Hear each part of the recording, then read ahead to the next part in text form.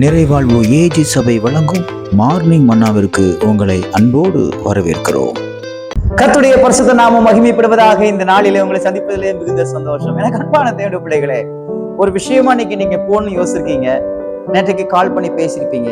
அவங்க சொல்லியிருப்பாங்க நாளைக்கு வாரேன் கண்டிப்பா அப்படின்னு சொல்லியிருப்பாங்க. ஆனா இன்னைக்கு இல்ல எனக்கு ஒரு முக்கியமான வேலை ஆயிடுச்சு, அதனால நீ மட்டும் போயிட்டு வந்துரு அப்படின்னு உங்களை தனியா விட்டுட்டு போயிருப்பாங்க. அப்ப நீங்க யோசிச்சிருப்பீங்க, சார் யார நம்பி நம்ம இப்படி ஏமாந்துட்டோமே, நமக்கு கூட யாருமே இல்லை அப்படின்னு சொல்லி எந்தெந்த விஷயத்தெல்லாம் குறிச்சு நீங்க ரொம்ப கவலைப்பட்டு கொண்டிருக்கீங்களோ, இன்னைக்கு கர்த்தர் உங்களோட பேசுகிறார். ஏசாயா எழுதின தீர்க்கதரிசன புத்தகம் 52ஆம் அதிகாரம் 12வது வார்த்தையினுடைய மையப்பகுதி இப்படியாக சொல்லுகிறது, கர்த்தர் உங்கள் முன்னே போவார். எவ்வளவு அருமையான வார்த்தை பார்த்தீங்களா? இன்னைக்கு கர்த்தர் நீங்க எங்கெல்லாம் போறீங்களோ, நீங்க போகிறதுக்கு முன்னாடியே உங்களுக்கு முன்பாக தேவன் கடந்து செல்லுவேன் என்று சொல்கிறார். எவ்வளவு சந்தோஷம் பார்த்தீங்களா? வானத்தையும் பூமி உண்டாக்கின கர்த்தர் நமக்கு முன்னாடி போனா, ஜெயத்தை கொடுக்கிற கர்த்தர் நமக்கு முன்னாடி போனா, எல்லாவற்றையும் செய்க வல்லமை உடையவர் நமக்கு முன்னாடி சென்றால் அது எப்படிப்பட்ட ஒரு வாழ்க்கையாக இருக்கும், அது எப்படிப்பட்ட ஒரு சூழ்நிலையாக இருக்கும், ஜெயமாக இருக்கும். எனக்கு அன்பான தேவ பிள்ளைகளே, எதையும் குறித்து கவலைப்படாதீங்க. வானத்தையும் பூமி உண்டாக்கின கர்த்தர் உங்களுக்கு முன்னே போறார். யார் உங்க கூட வராங்களோ வரலையோ, அல்லது வர்றேன்னு சொன்னவங்க ஏமாத்துனாங்களோ, அல்லது உங்களை வித்தியாசமா நடத்திட்டாங்களோ, கவலைப்படாதீங்க. கர்த்தர் இன்னைக்கு நீங்க போகிற எல்லா இடத்துலயும் உங்களுக்கு முன்னாடி போவார். நீங்க தனியால் கிடையாது.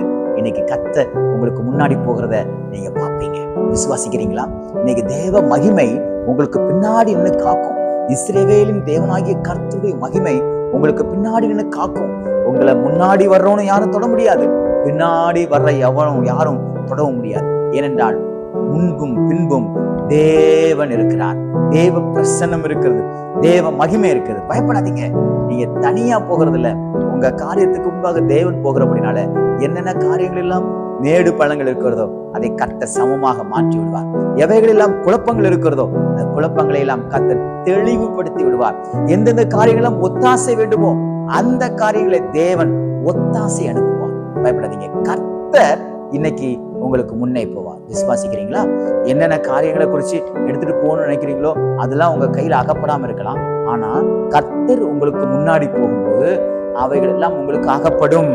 பாருங்க, பேதுரு வலைய போடும்போது மீன் இல்லை, ஆனா கர்த்தர் சொல்லி அவன் வலைய போட்டான். பாருங்க, சொன்ன மாத்திரத்துல பல கிளியத்தக்கதாக மீன் பிடிச்சான். அப்போ கர்த்தர் நமக்கு முன்னாடி போனா வாழ்க்கையில கிடைக்காத எல்லாம் கிடைக்கும், நடக்காதெல்லாம் நடக்கும்.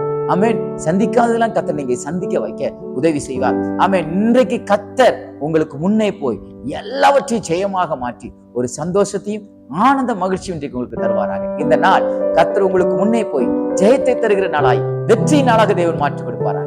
God bless you.